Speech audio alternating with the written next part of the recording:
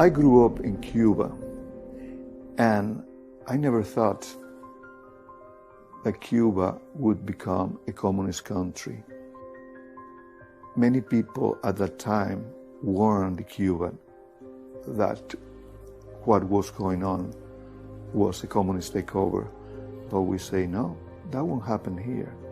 No one even dreamed that. And I see it, the same thing repeating here in the United States now.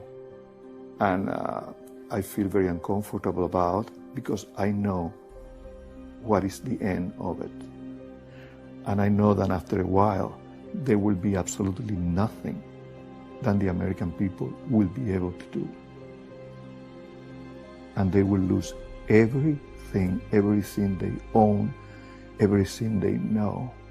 And don't even think that you will be even safe inside your own house, because you won't be. They will come and get you wherever you are. They will take your arms. They will take everything, and your way of life, everything. And you will be just a pawn of the state.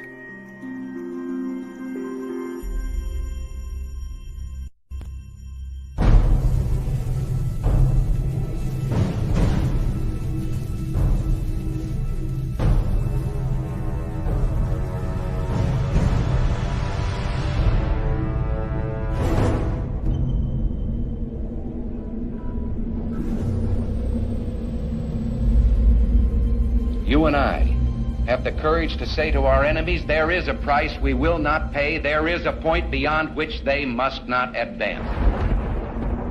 And this is the point I think Americans need to comprehend. If America goes down economically, it will go down militarily. If America goes down militarily, we all go down. The free world is finished, and will be finished for a very, very long time. Everything, practically, is in a self-destructive mode. We're in the most critical period we've been since the Revolutionary War. You're not alert, you're not awake with what's happening. They would just as soon see this country on its knees and everything equalized. That concept of collectivism, big government, is a magnet for the predator class. The plans for all of this are to have everything globally in place by 2020. If we're that dumb and we allow this to happen, we deserve everything we're going to get, because we're going to get it right in the neck. We're headed into what could be a nightmare that would make all the atrocities of the 20th century look like they were a dress rehearsal. When people are afraid, they ask government to do more, not less. Their theories are designed to scare the people to believe there's a crisis when there is not a crisis at all. There's no crisis. I think we're losing more and more freedom because we are afraid. The left wants you to believe that catastrophe is always just around the corner. And the only way to avoid it is to do exactly what they say. But this film will show everything they do is just a Trojan horse of deceit, carefully crafted to advance their real agenda of finishing America off. We have been the main stumbling block to world communism since it first raised its ugly head. From the promotion of Islam to the propaganda of climate change, from the deceit of Common Core to the manufactured economic crisis, and from their manipulation of the evangelical church to the unsustainable debt burden. This film will show the issues are simply being used as a smokescreen to hide the purposeful, premeditated, treasonous attacks on the foundations of our freedom. The war on religion has just purged us from being able to determine right from wrong. You know what Alexander Solzhenitsyn said about Russia? How the communists took over Russia? He said, we forgot God. Their stated agenda, carved in stone on a monument in Georgia and outlined in documents placed in the Ark of Hope, is to eliminate 6.5 billion people by century's end. And they will succeed if we don't stop them. This is not just a fight for the United States of America. This is a fight for civilization itself. It's everything Karl Marx dreamed of before our very eyes. I think they've pushed us over the cliff in ever since. America isn't going to fall. We are falling.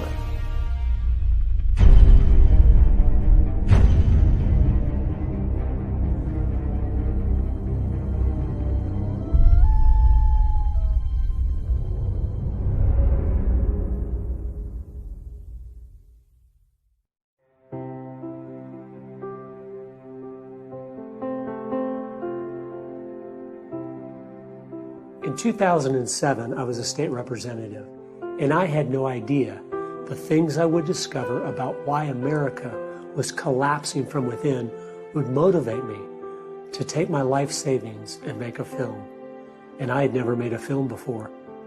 During the 2 years it took to finish the project, my children prayed daily that it would win the largest single cash prize film festival in America, which in my thinking was a mighty tall order. But of course, it wasn't for God. The 2010 $101,000 grand prize for Best of Festival goes to Agenda!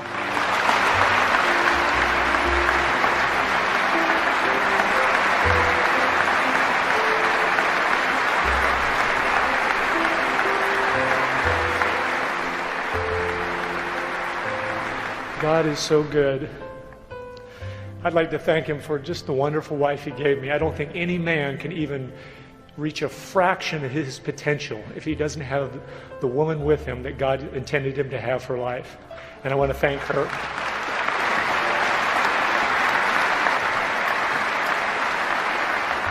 Kids, I'm giving this to you so you'll always remember God does answer prayers. Thank you so much.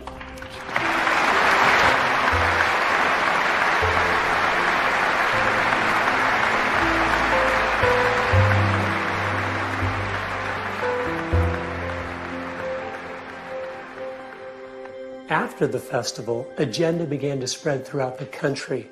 Millions of people were watching it. We had an average of 1,000 different independent showings every single week for 2.5 years. And as we traveled, people all over just seemed overwhelmed. The people I spoke to felt they were under attack from 100 different enemies with 100 different agendas. But I knew from my research that wasn't the case. If things are always moving in one direction in a unified fashion, there is a reason why. Consistency has never been a virtue of ignorance.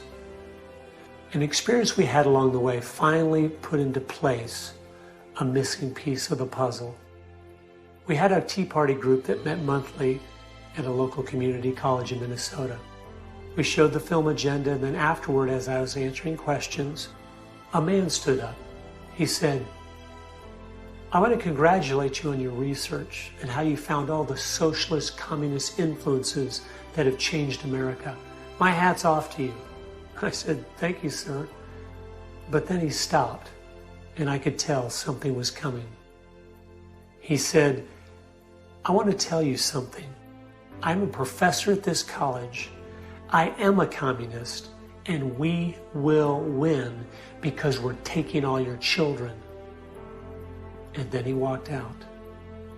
A woman in the front row who was crying said, "How could he be at our little community college?" I said, "Ma'am, he is at every school in America. Even though many are starting to wake up, they're studying the issues, they're reading books, they care about this country. They didn't know the most fundamental thing you have to know to ever win a battle of subversion. Your enemy." One of the radical Marxist leaders of the 1960s, I think, gave us the key that we are facing today. He said, "The issue is never the issue. The issue is always the revolution. These masters of deceit have used their propaganda so successfully, they've actually accomplished the greatest feat in warfare. They have convinced us they no longer exist, which has given them carte blanche to subvert, manipulate, deceive, infiltrate, and undermine us with no resistance whatsoever. I realized we didn't understand our enemy at all. Their strategy or tactics, their strengths or weaknesses. My work wasn't finished. There was still so much that people didn't understand about the things they have done and are doing to use the issues against us as tools to destroy.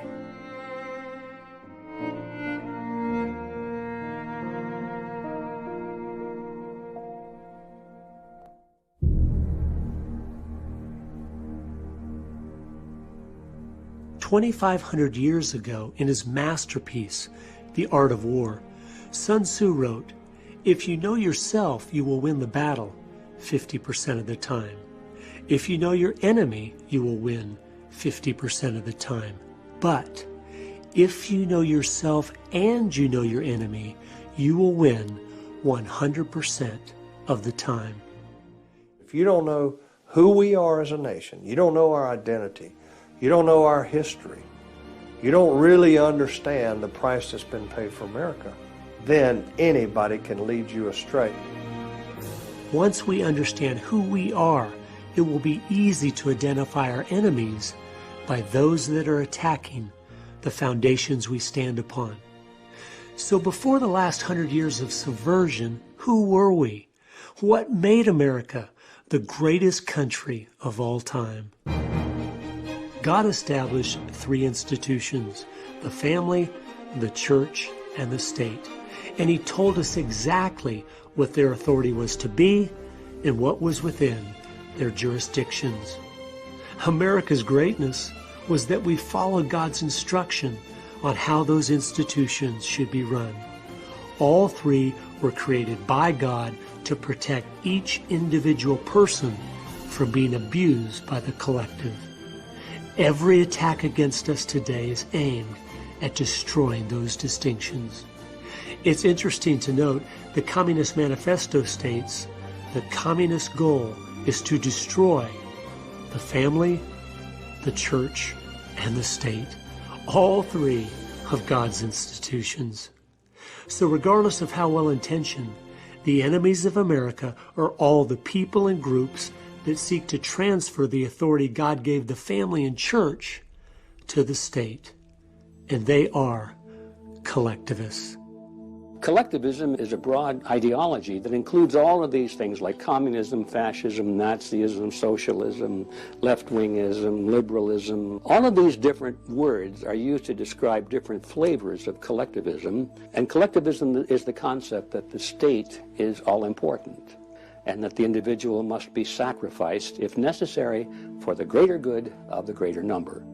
Unfortunately, the end of all collectivist schemes is a government that takes care of its citizens from the cradle to the grave, and that is Marxism. The people that don't understand this naively believe you can have big government without totalitarian methods, and history has shown us you cannot. From each according to his ability, to each according to his need. That was the grand ideal, right? But the problem has always been no one steps down. Once you have the power, no one steps down. And the reality is that beautiful picture was just a picture. It was a fiction. No one ever intended on stepping down.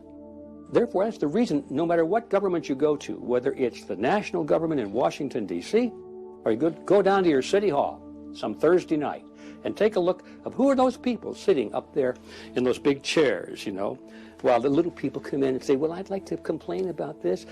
And they say, your time is up, you know. Who are those people in the city hall? They're collectivists, every one of them. They're enjoying this power. They've been drawn to that power. They're predators. Big government will never work because no one is capable of being in charge. We like to think of Hitler and Stalin as if they were uniquely evil people. But the simple truth is, every single person on the planet would have done the exact same things they did if they believed their philosophies and weren't accountable to any higher authority. Ideas have consequences. What you believe affects what you will do.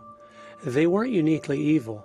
They were sinful men like the rest of us, but they had exceptionally bad ideas, the same ones we are playing with today.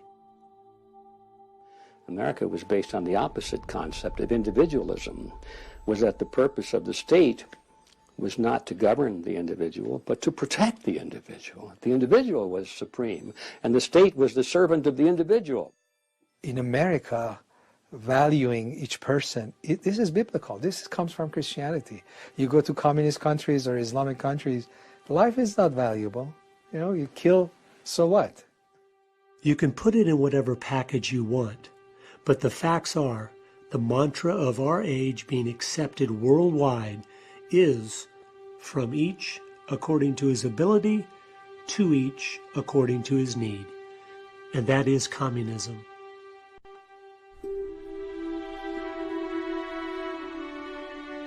It's not the case that the Cold War is over, or to put it another way, it's not the case that the West has won the Cold War. The Cold War was not a military confrontation between two military alliances.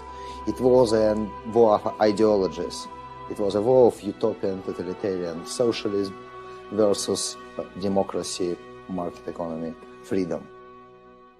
I interviewed a New Zealander some years ago who infiltrated the New Zealand Communist Party and was sent to the Soviet Union to train at Lenin's Institute for Higher Learning in 1983.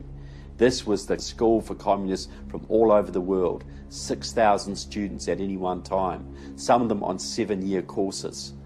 They were taught there was going to be a massive opening to the West, that the communists did much better in times of détente than they did of conflict. So they were going to open up to the West, they were going to downplay communism, they were going to change their system.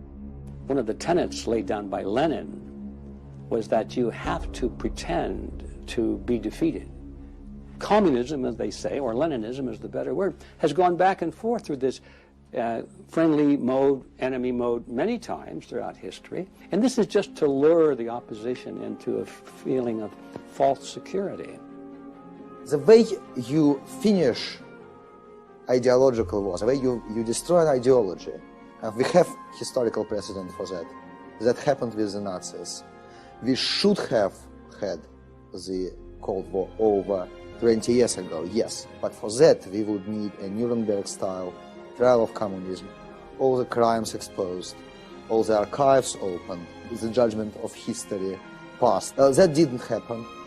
Now you've got to realize, when Nazi Germany was defeated in World War II, the Americans went in there and denazified the country.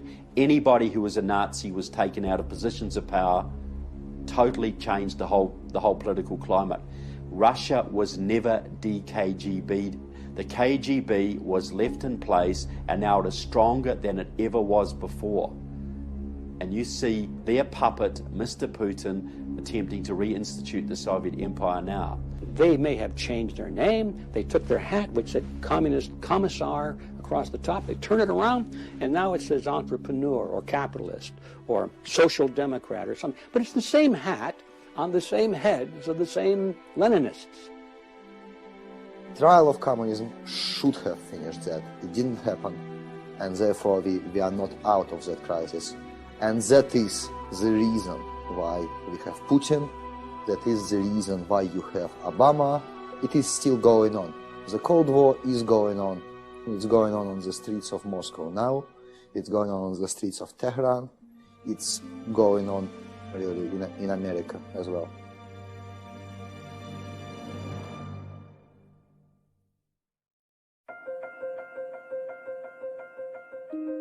Let me give you, if I might, an example. They have a particular program they want to implement, and they go in and they ask for everything. They ask for everything, and they're aggressive about it. They push ahead. And so they push until they get opposition, starts to build up against it. And at that given moment, they evaluate the opposition. They say, Well, is there any strength to it? Will it last? Will we be able to endure it? Or do we push ahead even farther? If the movement grows up to where it can do them harm, they then back off and say, well, maybe we don't want it all. Let's compromise a little. Let us get along together now, because I'm willing to give up what I've asked for totally for just a bit of it. Aren't you willing to give up a bit that we can work together? Next thing you know, another month goes by, another year, and here they come again. They'll just incrementally get what they want. Now, the classic example is Obamacare. Now, that was designed 100% by Democratic Socialists of America, Marxist group. They pushed it on America through Quentin Young, their member, who was the mentor of your president, Mr. Obama. But more than that, Quentin Young was a 40-year veteran of the Communist Party USA. So they got the first steps. The Affordable Health Care Act pushed through in 2009. It wasn't single-payer health care. It wasn't 100% socialised health care, which is what they're after, but they got as much as they could get. Now, if you read their publications, they are boasting it's going to fail. It's not going to do the job. It's going to let people down. But that's great, because then they're going to blame the greedy insurance companies and the nasty doctors, and then they're going to push full-on for single-payer health care. They're using the dialectic, they're using Lenin, they're using Hegel. Get what you can get, reach a compromise, then when the opposition backs off, then you go forward for the next step. And you just keep on doing that and doing that and doing that till you get what you want. That strategy is what they use on every issue, every time. We will see a single-payer system implemented by our government in the near future. As Obamacare collapses, as it was designed to, they will step up to fix the problem of high premiums and a disgruntled people with more government. We never seem to learn. We keep compromising, keep giving up ground, and keep playing strictly defense, which is why we always lose.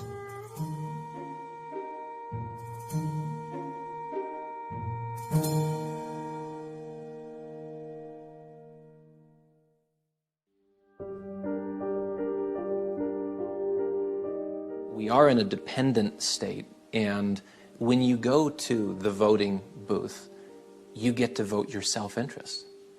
So, real issue, a real concern when you don't have a voting base with some skin in the game, as much to lose as to gain.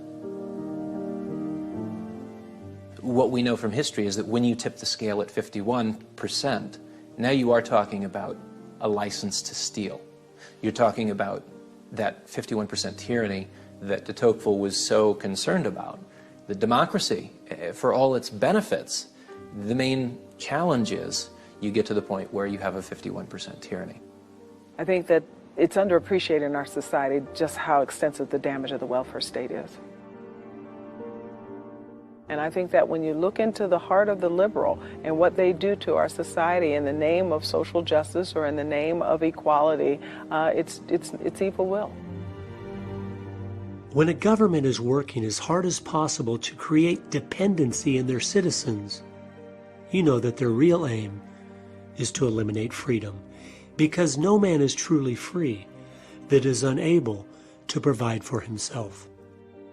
The dollar in America today, it takes 98 of them to buy what $1 did in 1913 when the Federal Reserve System was enacted into law.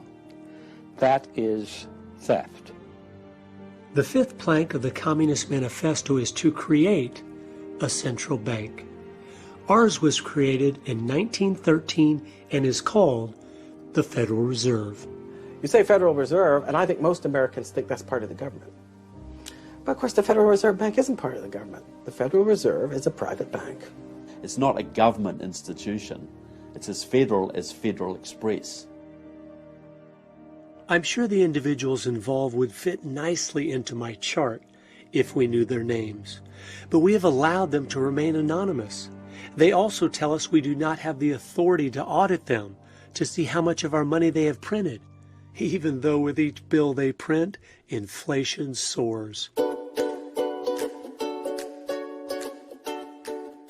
At the current rate of inflation, which most think is very modest, things go up in price 10 times every 50 years. My grandfather bought a nice house in 1915 for $4,500. My father bought a nice house in 1965 for $45,000. And my house today is $450,000. So if the rates of inflation just stay like they are, my grandson's house will cost him $4.5 million, and his grandson's $45 million. Inflation is a tax. It's a hidden tax. And so it steals from people who have saved. When they finally retire at the end of a lifespan, all this money that they put aside doesn't buy anything anymore. Houses haven't gotten more expensive. The dollar has just lost 97% of its value over the last 100 years. 1 ounce of gold would buy 300 loaves of bread 2,000 years ago, and an ounce of gold today will buy 300 loaves of bread. Prices rarely change. What's happened is the Federal Reserve has been quietly stealing our wealth while we believe their lie that inflation is normal. It wasn't normal for the first 6,000 years of Earth history. It magically started in America in 1913. Our economic system today is based on Keynesian economics.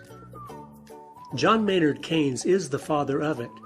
If there is any doubt to the purposefulness of our economic situation, listen to this. He said, quote, "By a continuing process of inflation, governments can confiscate secretly and unobserved an important part of the wealth of their citizens." Lenin was certainly right. There is no subtler, no surer means of overturning the existing basis of society than to debauch its currency. The process engages all the hidden forces of economic law on the side of destruction, and it does it in a manner which not one man in a million is able to diagnose, unquote. The second plank of the Communist Manifesto is to implement a graduated income tax. Ours was placed into law in 1914. If you establish a tax that is based on the government's power to determine what percentage of your income it's going to take away from you, how much of your income does it control? Well, that means the government controls 100% of your income. If that is the situation, you are no longer a free person. You are a slave, and you live on an allowance from your government.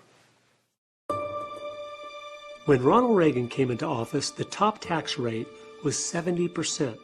When he left office, he had cut it down to 27%. During that same time, revenue to the government doubled. The lie of the left is that increasing taxes on the rich will help stimulate the economy, and nothing could be further from the truth. It's all a strategic part of the plan to create more dependency.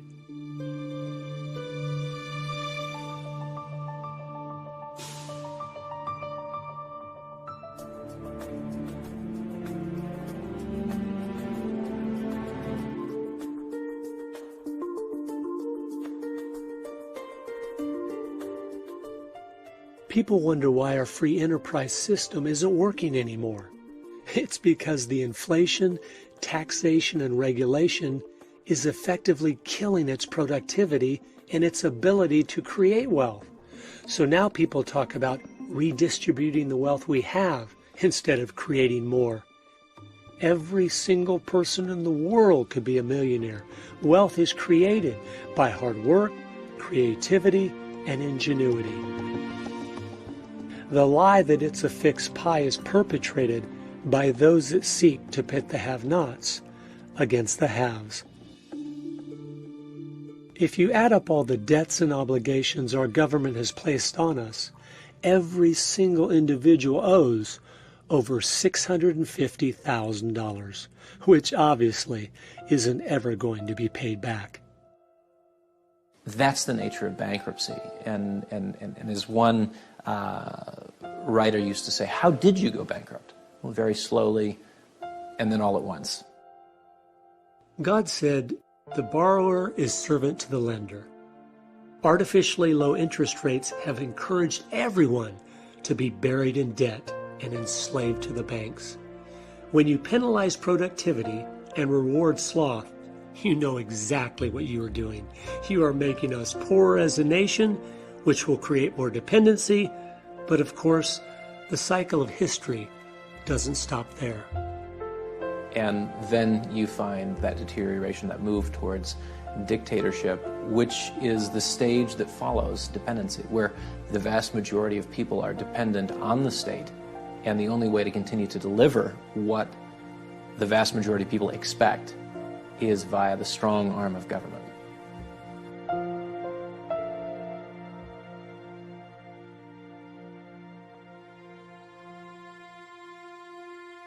If you look at how do you change society, well, one of the things you obviously do is you go after the next generation.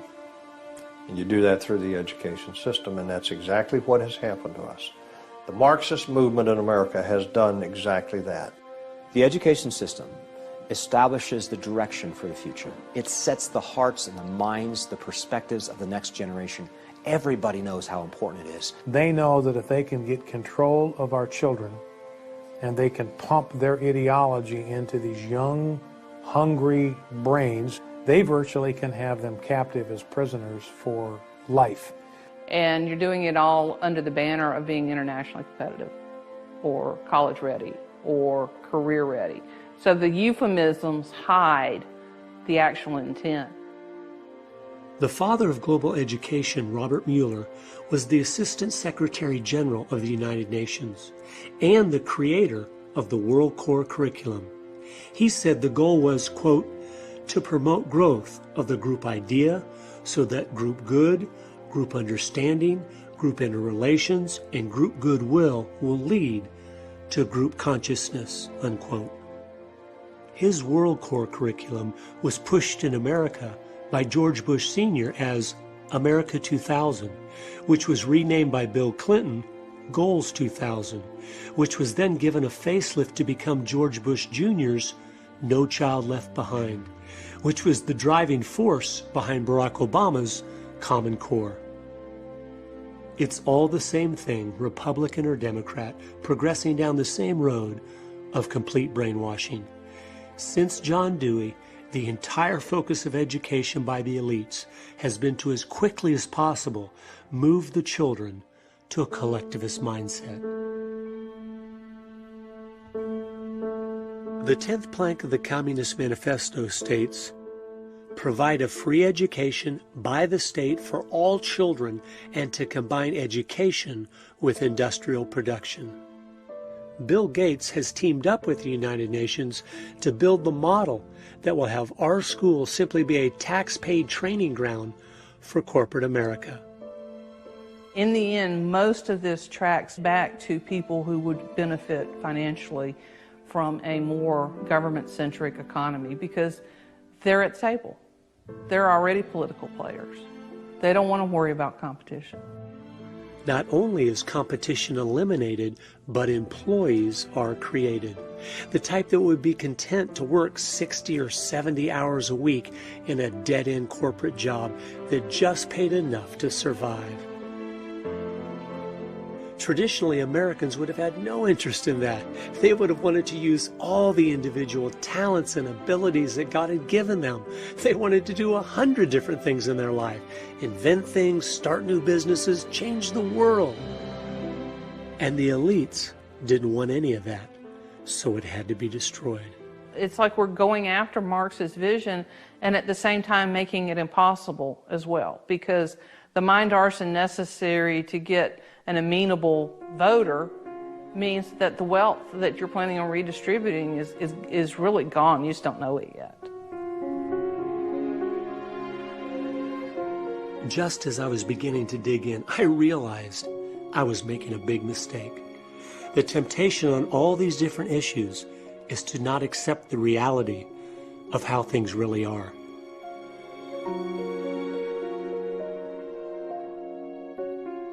The bottom line is, our enemies are in control of the schools, so there is no fix.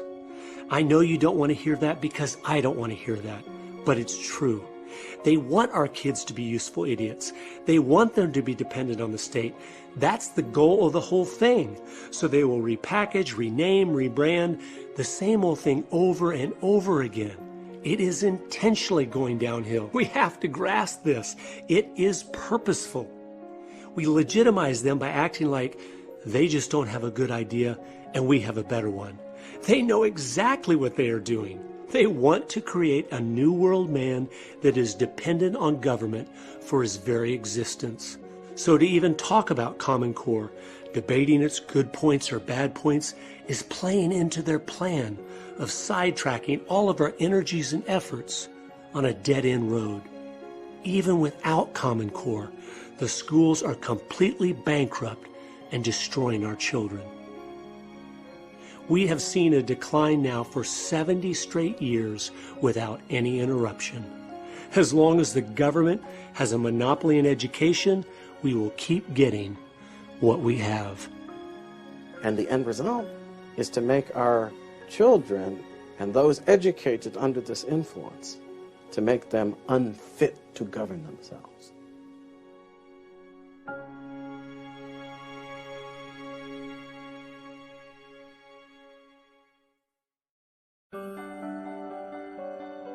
We wonder why it's hard to get a good candidate anymore for President of the United States. Well, let me show you how education affects politics. In 1980, there were approximately 40% of Americans that were conservative, 10% liberal, and 50% undecided. And since even our numbers show that they are capturing 85% of our young people each year through the educational system, this is how it plays out. In 2012, America was divided at 30% conservative and 30% liberal, with 40% undecided. By 2028, it will be 20% conservative, 50% liberal, and 30% undecided. And by 2036, only 20 years from now, it will be 10% conservative, 70% liberal, and 20% undecided. This is simply demographics, and there is no quick fix to change this. 2016 is the last election in my lifetime where it will even be possible to get an actual conservative elected.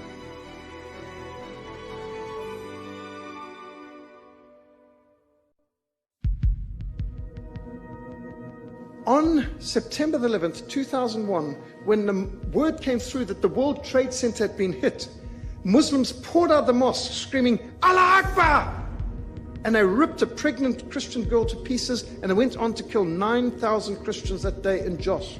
9,000 Christians were slaughtered in Jos, Nigeria on September the 11th, 2001. Did your newspapers report that?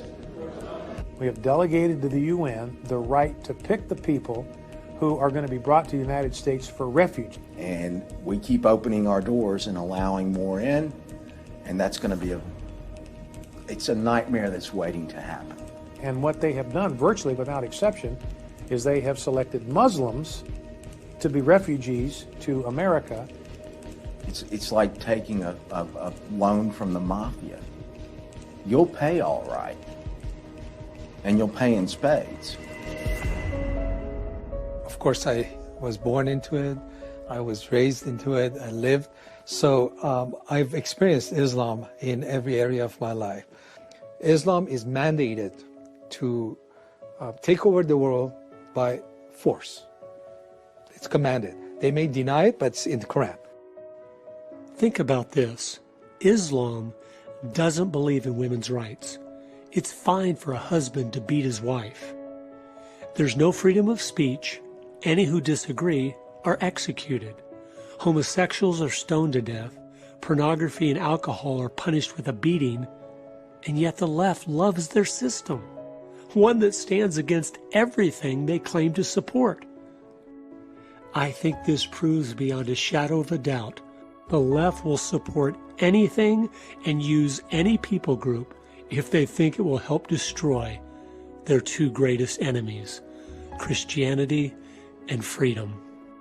They no more care about Muslims, the poor, women, blacks, the environment, or the children than they do about an unborn baby's right to life, a Christian's right to free speech, or a balanced budget. It is all a lie, 180 degrees opposite of the truth. Only 16% of Islam is a religion. The rest of it is a legal system, a geopolitical system, a military system, a dress code, a moral code. It's a lot of other things, but it's not a religion.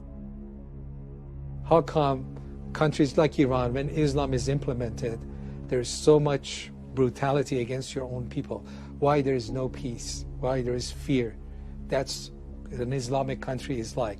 Those people who say that Islam is a peaceful and tolerant religion, if the most violent and intolerant religion in history can be called peaceful and tolerant, what do we call the Amish and the Mennonites? It is well documented certain fact that international terrorism was invented by the Soviets in the first place. And you can't argue against this. Seeing all the documents, they were training, financing, arming all the terrorists. Originally, those were left-wing terrorists called normally liberation fronts, liberation movements, these kind of things. That was the plan of Yuri Andropov. In 1972, Ion Pachepa, who was head of the Romanian KGB, who later defected to the United States, he had a meeting with Andropov, the head of the Soviet KGB, where they organized the sending of 4,000 Soviet agents into the Islamic world to stir up hatred against Israel and the United States. So the communists saw another wedge opportunity there, another way to divide and conquer, another way to build armies of opponents to their main enemy, which is the United States. We know that the Marxists were infiltrating the American Christian churches 80, 90 years ago, getting into the seminaries. Well, do you not think they were also infiltrating the Islamic seminaries in the Middle East? They realized these people have the same goal of world domination. Let's infiltrate and become the leaders, and then use these people to accomplish our goal. Most of those people think they're fighting for Allah. They don't have any idea they're fighting for communism. The AK-47 seems to be a symbol of the Muslim terrorists. They didn't invent or design or produce the AK-47. It was provided to them by the Soviets. In fact, all the weaponry, whether you're thinking of the MiGs they're flying or the high-end helicopter gunships that they're strafing and machine gunning our missionaries and teams with in Sudan, it all comes from the Soviet bloc and from Red China. The Soviets established and set up and ran the Palestine Liberation Organization.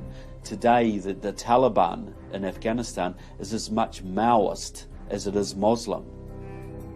A few years ago, in 2006, Pavel's mentor, Alexander Litvinenko, a Russian KGB agent who had defected to the West, was poisoned by Putin with radioactive plutonium-210. He revealed before he died in London that the terrorist attacks against Russia had been done by the KGB, so they could blame it on Muslim terrorists to make it look like they were opposed to radical Islam too. He also revealed before he died that the #1 man in Al-Qaeda right now was trained by the KGB. And it is a fact that he's a Russian agent. The real reason why Alexander was the first target for assassinations was precisely because he was talking about the connection between Moscow and Islamic terrorism. Stanislav Lunev was the former deputy head of Russian military intelligence. He said to a friend of mine, if radical Islamists ever let off an atomic bomb in an American city, don't believe it. It will be us. It will be the Russians using radical Islam as a cover. If you study modern-day terrorism, you will realize immediately the leaders of Islam are in it for the same reason the communist leaders are communist, for power and control. Islamic leaders aren't blowing themselves up for the cause any more than communist leaders are voluntarily sharing the obscene wealth they have stolen from the working class. Communism and Islam are twins. Even people in the government, most of them Their goal is not Islam. The goal is to keep the power at any cost. You might say that when they win, that the communists and the Islamists will fight amongst themselves over our bodies, and maybe that will happen. But that's a little bit too late for us, isn't it?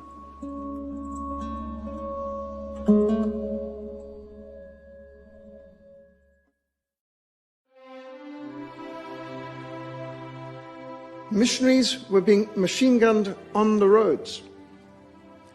Red Cross ambulance workers were being killed. And what was absolutely scandalous is this was not only being funded by the Soviet Union and Red China, but by the World Council of Churches. The World Council of Churches was taking money from members in National Council of Churches in America and across Europe and putting that into what was called the Program to Combat Racism. Nice name, but it was funding terrorism, and they were murdering missionaries, and that's what we were fighting against. The World Council of Churches used to be known as the Communist Party at prayer. It's a centralised body basically controlled once by the Soviet Union and now dominated by the Russians through the Russian Orthodox Church, which is totally controlled by the KGB, has been for years. Do you think in Russia, under Stalin, he revived the Russian Orthodox Church? Do you think he would have revived the Russian Orthodox Church had he not controlled it? Had he, this is an avowed atheist, living in an atheist system dedicated to the destruction of religion, but they revived the Russian Orthodox Church because they knew they could use it as a tool under KGB direction to influence other churches all over the world. What I see is that the church has become an enemy of God, because it has been infiltrated with people that have degrees from elite institutions. And these are people that, they have come into the church, but they never were believers. There are some professors in divinity schools and seminaries that take delight in destroying the faith of innocent young people. Christianity has always been the main target because they knew with a strong Christian church, their plans of a one-world government that requires a one-world religion to succeed would never be possible. And I think that's why Christianity is a religion that people intent on despotism don't want around.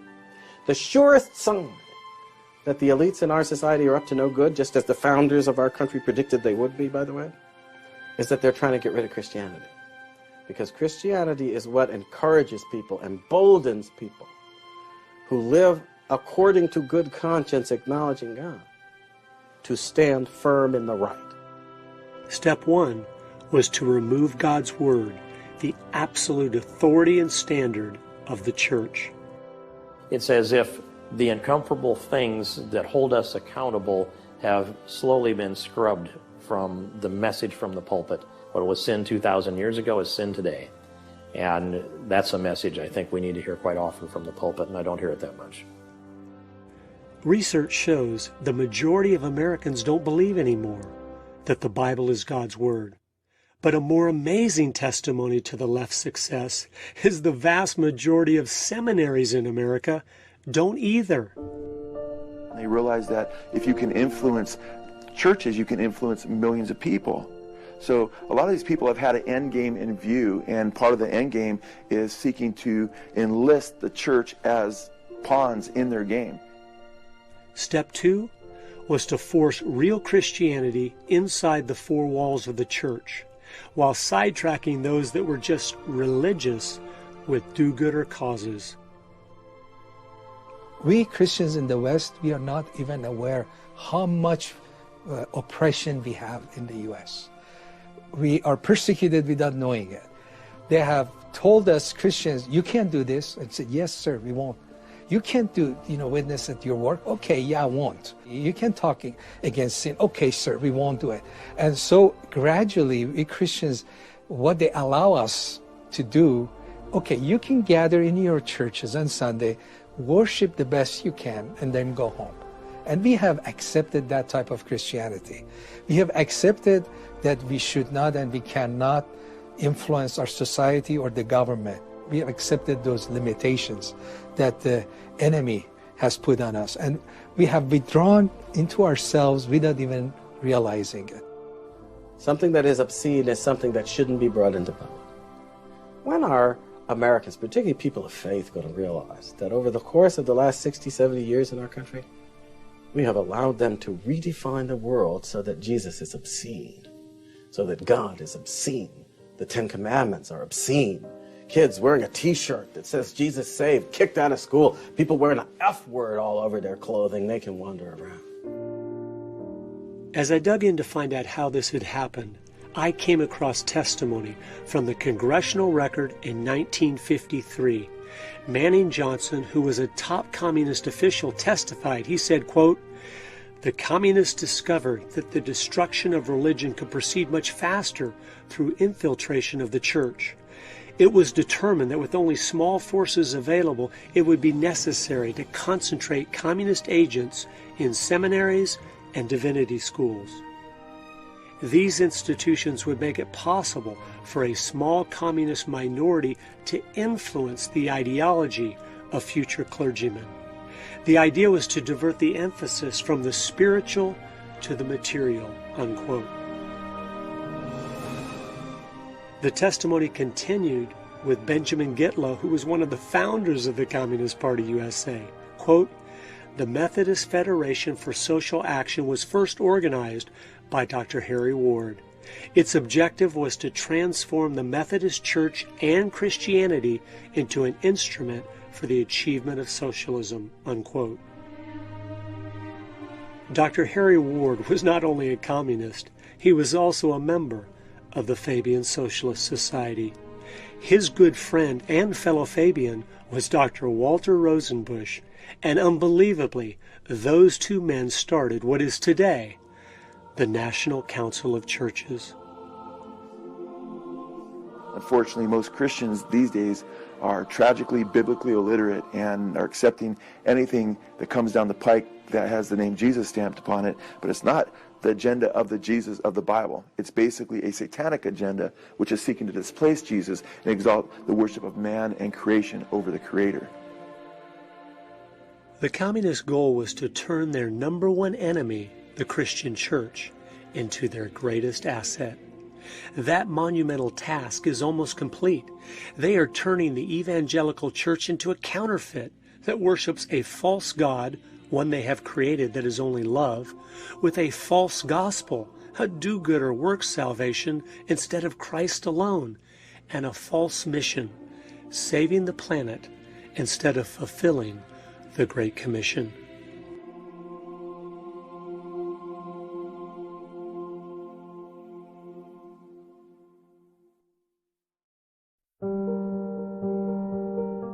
You go back to the fall of the Soviet Union.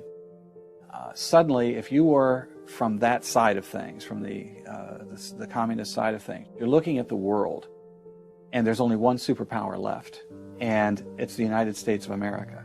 It is the only nation on earth that is built on the ideals of limited government, free enterprise, individual liberty, private property rights. So now you've got this one superpower that is completely opposed to everything you believe in. What do? Well, the word came down to harmonize the United States into the rest of the world. You know, what would get us to do that? What would get us to throw our liberties on the bonfire like a good old-fashioned book burning? Environmental Armageddon became the choice. You've got to save the planet. And that became the mantra. And Americans bought it hook, line, and sinker. The environmental movement became the most popular movement in the country, and people were willing to be led in any direction if it meant protecting the environment. And that's pretty much how we got there.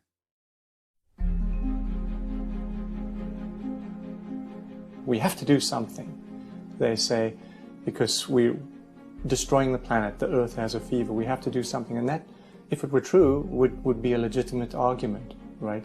But if you're screaming fire in a crowded theater, then it's a wicked argument to make when there's no fire at all. You're just trying to move people. There are three core claims that are propping up the entire movement. In Michigan, they've done some wonderful studies at the university level, illustrating the fact that when you increase carbon dioxide plant life grows wildly. If you Google optimum CO2 concentration for plant growth, those plants, which all life depends on as their food source, you will find that it is 4 times the present level. You can go back to the era here on planet Earth. Levels of carbon dioxide were probably 6 to maybe 12 times higher than today. We're not at a high point now. We're at a low point. Foliage was all over the planet. Carbon pollution is now a common term that people are using, when in fact, if CO2 fell below 150 parts per million in the global atmosphere, all the plants would die. And then what would we eat? There wouldn't be anything left to eat but rocks at that point. Frost and ice are the enemy of life. You come from the tropics into the temperate zone and then the Arctic, you lose 99% of species biodiversity. Which means that quite the opposite of what the alarmists say, global warming won't lead to more extinctions. It will lead to protecting more species from extinctions.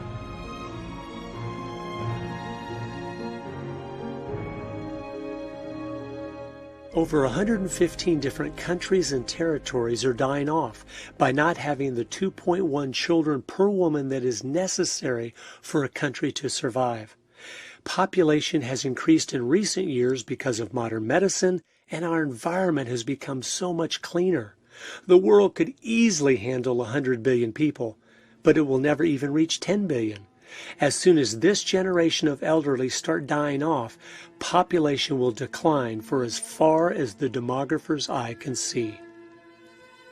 You know, you could move the entire population of the globe to the state of Texas, use 1/3 of it for living space, 1/3 for factories and workplaces, and another 1/3 for recreation, and you could leave the entire rest of the world completely uninhabited.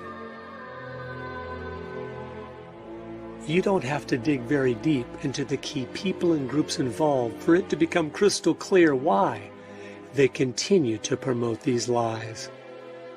Karl Marx really got the entire modern environmental movement rolling. It's well documented.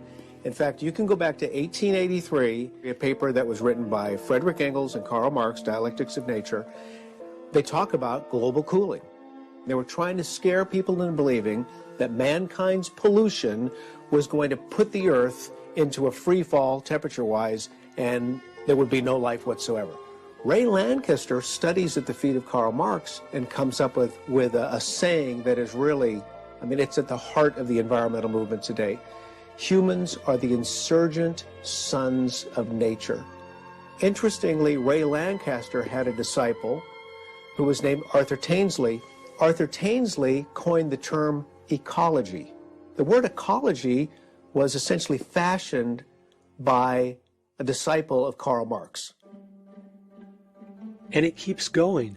Earth Day is celebrated on April 22nd each year because that was Vladimir Lenin, the founder of the Soviet Union's birthday. And Gus Hall, who wrote the book Ecology that helped get the movement rolling, was the head of the Communist Party USA. The modern engine of the environmental movement is the United Nations. You have to remember, the United Nations Charter was written by Alger Hiss, one of the most notorious Soviet spies working in the FDR administration. People don't know that. When my friend was training in Moscow, the Soviets were openly telling all of their students from all over the world, the United Nations is our thing. We own it. This is our instrument for policy. This is our baby. Maurice Strong has headed up the entire environmental program of the United Nations for decades and is the father of Agenda 21. He said, quote, Agenda 21 is a blueprint for constructing the new world order. It is vital people grasp this, unquote. He picked Gro Harlem Brundtland to write out the world's environmental agenda in a document titled Our Common Future, which is where the term sustainable development was used for the first time. Guess who she was? The former vice president of the World Socialist Party, the group that Karl Marx himself started. The icing on the cake is the next player I came across, Mikhail Gorbachev, the murderous communist dictator. Guess what he did immediately upon stepping down from the Soviet Union?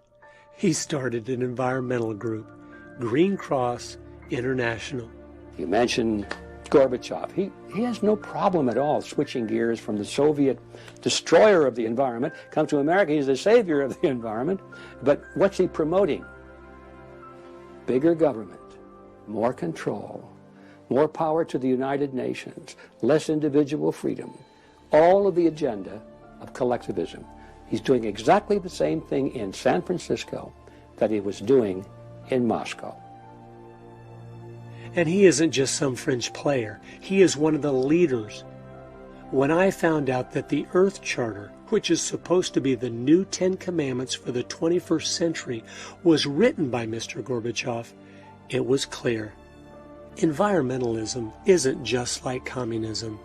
It is communism. You couldn't make this stuff up. A lot of the people in the peace movement were in fact more pro-Russia and anti-American than anything. And they brought their neo-Marxism with them into the environmental movement, pushing it to the extreme left of the political spectrum. Greenpeace and their allies and a whole bunch of other fellow travelers have adopted these agendas which actually, if they were brought into effect, would cause more damage to people and the environment than if we just went about our sort of conventional way that we're on now.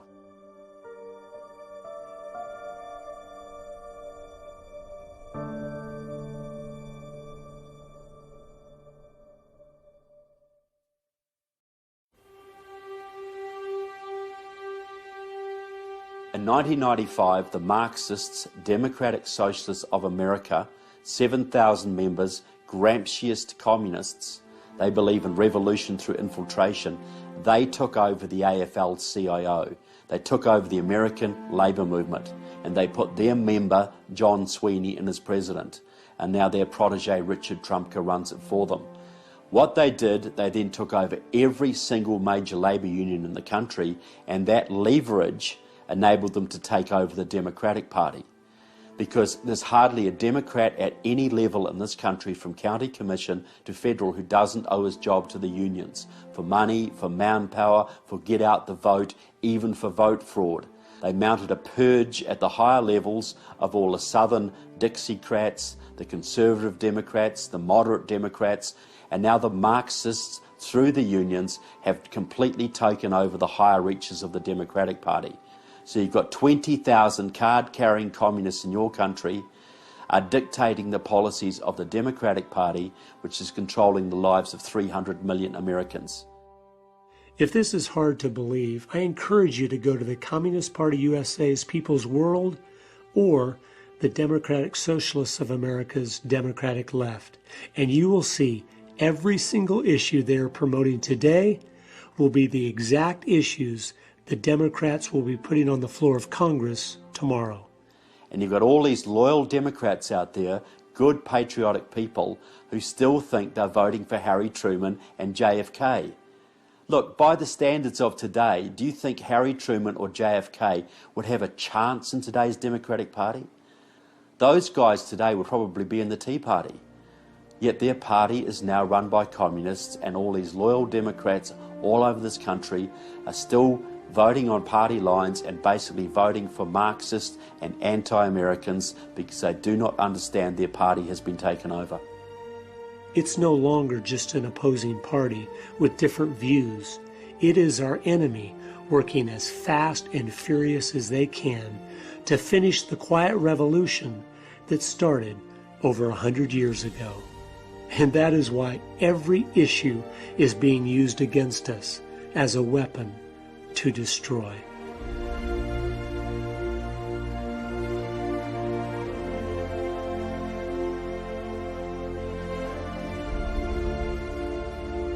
So the process is simple. The Marxists set a policy. It might be socialisation of student loans, or green jobs, or cap and trade, or card check, or a New START treaty with Russia, or Obamacare, or immigration amnesty. They're behind the campaign to end fracking. They're behind the gutting of your military. They're behind the dumbing down of your schools and Common Core. All of these programs that are affecting every American every day is being orchestrated by small Marxist groups who have been able to take over the labour movement of this country, and by doing that they then took over the Democratic Party and are now running the country. They're effectively running the country.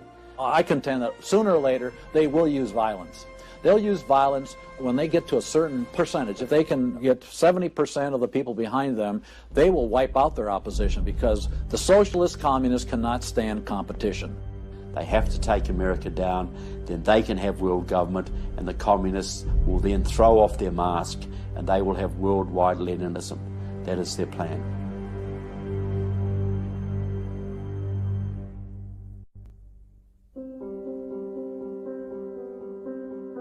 Like my pastor, he spent 5 years in prison. My cousin's husband, he spent 9 years in prison. He was a pastor. Because they say, no, you cannot worship in this way. You can worship to your God only as we say to you. So when government coming inside in our lifestyle, it's really bad for us. It's really bad. So the Chinese has a system called re-education through labor. Any police officer can issue you a re-education through labor system that can make any Chinese citizen arbitrarily sent to a labor camp for up to 3 years without needing any due process at all. My younger brother was 16 years old. He was politically active minor, 16-year-old. And they arrested him. This was in the 80s, early 80s, put him in jail. And they told my mom, who was visiting, don't worry, he's doing okay. We're going to release him. They kept him 2 years until he turned 18. And one day they called my mom, said, come and get his body. They killed him. And no reason, no court, why. He told me he's okay, he's making progress. And they charged my mom for the bullets that killed my brother. He said, we spent this much, you have to pay us to release his body. You have to pay for his execution. Don't want to live through this again, but I am living it. You know, every day is one more provision, one more thing that you cannot say. And I don't know. It's no secret that totalitarianism resulted in the slaughter of hundreds of millions of people during the 20th century. But what most people don't realize is that the environmental movement is now setting the stage for the slaughter in this century of billions. Since humans have now been labeled the greatest enemy of Earth, and the planet has been elevated to God status through the resurrection of ancient paganism, things that were once unthinkable are now becoming thinkable. If you don't think there's a religious element to this, they have made an exact replica of the Ark of the Covenant from the Bible to carry Mr. Gorbachev's Earth Charter. And people literally are worshiping it, praying to it, and placing gifts before it. And if you think this new paganism won't include things like human sacrifice, think again. Just during the 8 years of Obama, the child sacrifice worldwide through abortion has exceeded 320 million babies, the entire population of the United States. Under the new Agenda 21 movement, we've been demoted. We are now below the earth. And if we are less than the earth, then there is no tyranny against man that cannot be justified under the premise of protecting the environment. Honest environmentalists will all tell you, well, a good number would be, no, we have 7 billion now. They won't say a billion. They'll say probably a few 100 million. Okay, then you ask them, how are we going to get to that number? How are we going to get to that number? And they look at you with a blank look. Because abortion and sterilization isn't going to get us there, so how are we going to get there? And then I will always ask them the question, You want a war? Will a war work for you? How about a plague? Will a plague work for you? How about starvation? Will starvation work for you? And you know, in the back of their mind, they're thinking all those things will work for them, because there's no way you're going to reduce that many people on the planet to get it to where they think it's sustainable. And of course, at the same time, they're thinking, and I'm going to be one of the chosen ones who will be allowed to live.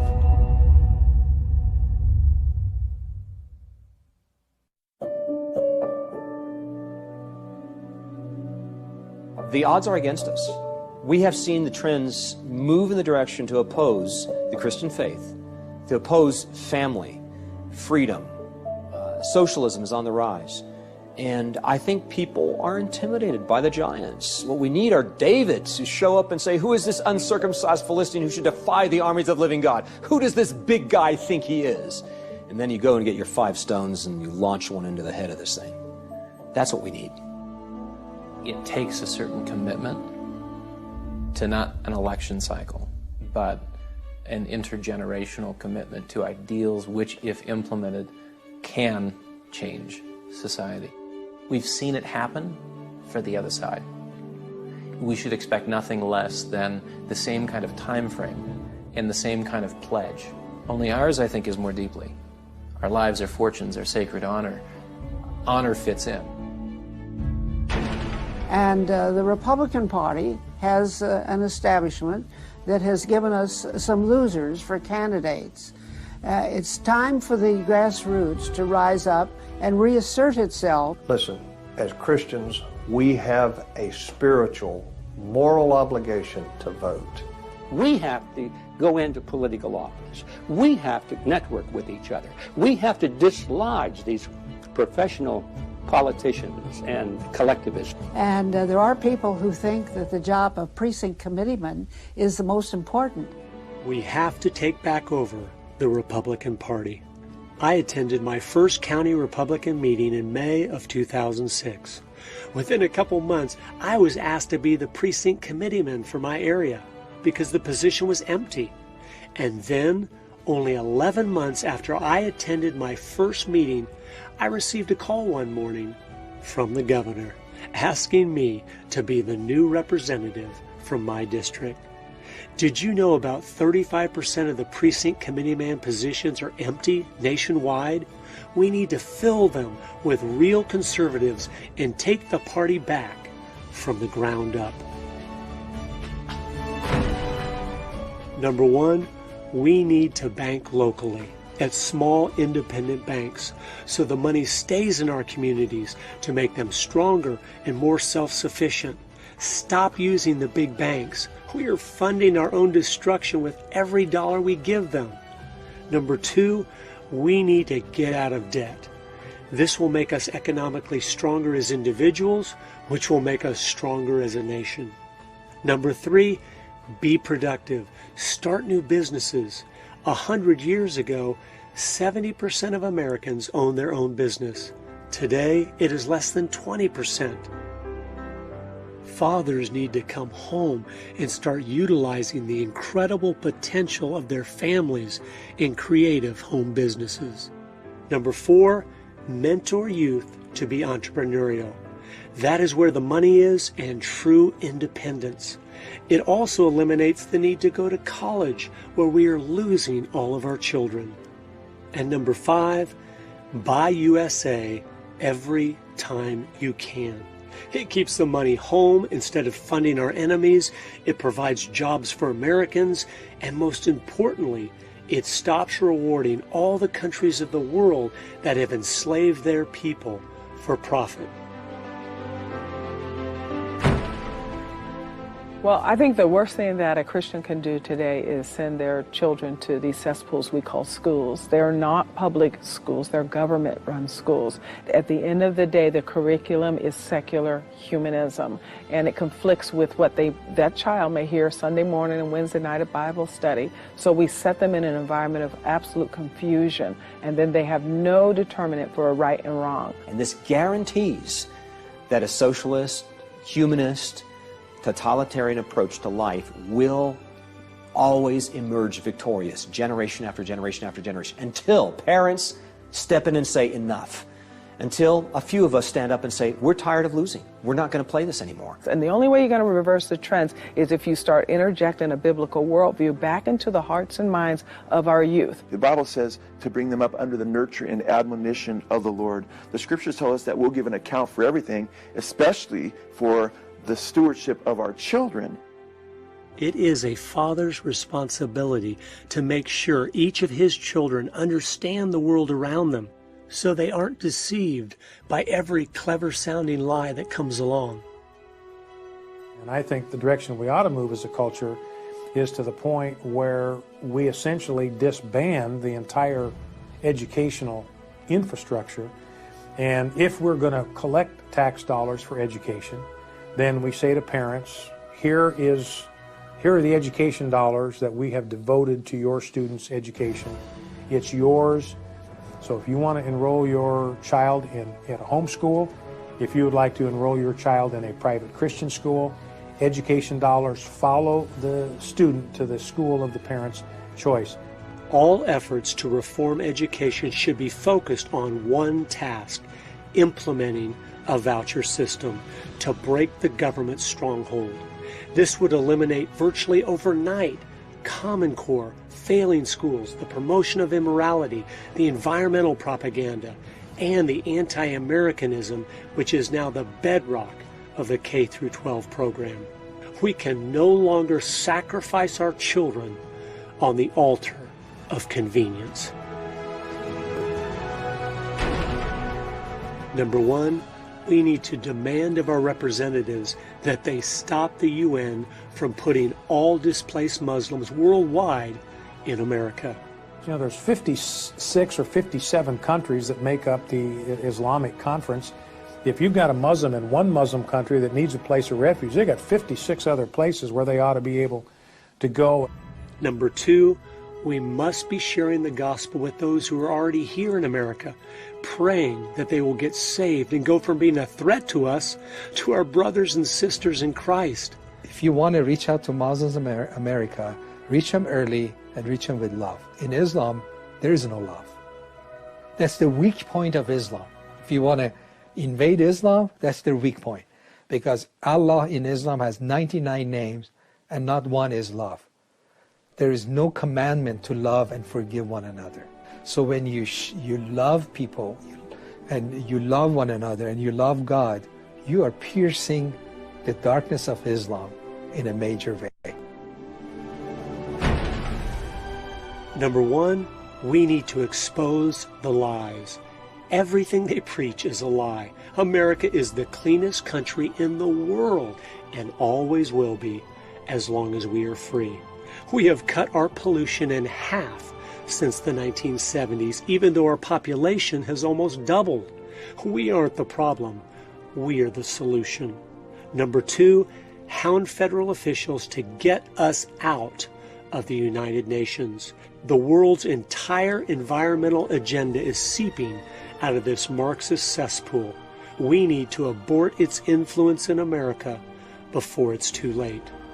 Number three, get involved in protecting private property rights at the local level. Work to remove from office anyone that doesn't offensively fight for property rights. If you don't have property rights, you don't have any rights at all. Property owners have a proven record of knowing what is best for their land far better than any government ever has. Some of the signs to look for to discern as to whether or not you are in an apostate church. It's important to see, is a pastor preaching the gospel of Jesus Christ crucified on the cross for our sins, buried, resurrected again? Is he preaching the message of the gospel and eternal judgment, and the fact that we don't live very long on this earth and we're going to stand before God and give an account as to whether or not we've embraced the grace of God through Christ Jesus? Is he preaching repentance, that you must turn from sin and embrace Jesus Christ as Lord and Savior? If you don't see that in a fellowship and there's another agenda afoot, I would say, run and don't walk to the nearest exit. We need those of you that are pastors to stand up and lead and only be concerned about one thing. What does God think about what you're doing? And we need those of you that are Christians to share the gospel faithfully Most under 30 in America have never even heard the truth about Jesus. 67% of non-Christians have never even been invited to church. This is unacceptable. The complete transformation that takes place with salvation is the only real hope for America. I think it begins right at home, in your own heart, in your own mind. Reform takes place there, and then it begins to work its way out. The multiplication which occurred, the revolution which occurred in the first century, was a revolution of individuals' hearts. And you began to see this mushroom effect that took place in individual homes only because individuals were changed. And then communities changed. And then the world was radically altered for the good as a result. I think the day of the sunshine patriot and the fair weather Christian are coming to an end. We're going to have to pick what side we are on. And there's not 10 different options. There's only 2. We will either be on God's side, living a pure life, standing for His laws, regardless of the cost, or we will be on man's side, which means we are the enemy of God. And the reality is, these evil people and groups that have just dismantled this country over the last 100 years, they have done that while an all-powerful, holy God has been sitting on His throne. What does that mean? It means He has allowed that to happen. That's what should drop us to our knees in fear. Why would a holy God that hates what these people are doing far worse than we do, why would He allow them to flourish and succeed in their plans?